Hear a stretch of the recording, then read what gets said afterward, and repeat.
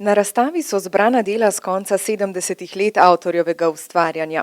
Vinko Tušek pa ni bil tipični predstavnik ljubljanske grafične šole, saj je nenehno raziskoval in s tehnikami veliko eksperimentiral. Matrice tiskovne je delal s pomočjo lepenke, nanašal gor precej žive barve, s katerimi je lahko izrazil to sodobno urbano krajino. Takrat je on temu rekel motivika prometnih znakov. To je sovpadalo tudi z njegovimi drugimi prizadevanji takrat, ki so bila predvsem odpreti kolorit, odpreti svetlobo, delati bolj svetle, bolj moderne stvari.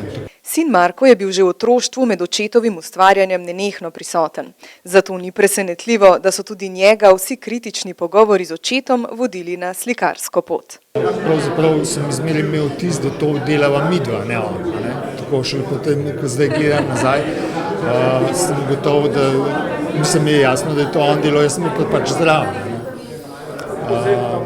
Tako da imam nekako še en tak taktilen spomin v rokah, kako je to bilo, ne samo grafika, ampak tudi siceršnje njegove stvari, predvsem okrog leta 70, tam 69 se spomnim, ki je bil sicer še to so bili zelo taki sivi časi, ne svinčeni, ampak pri nas doma je bilo to vse pisano, svetlo, belo, z odprtimi barvami, te njegove plastike, ki jih je delal slike in to. Tako da v spomin na ta čas je v bistvu zelo tak svetel, zelo barvit. Vinko Tušek je umetniško znanje nabiral pri številnih znanih slovenskih in tujih ustvarjalcih. Njegova najmočnejša želja pa je bila risati po svoje.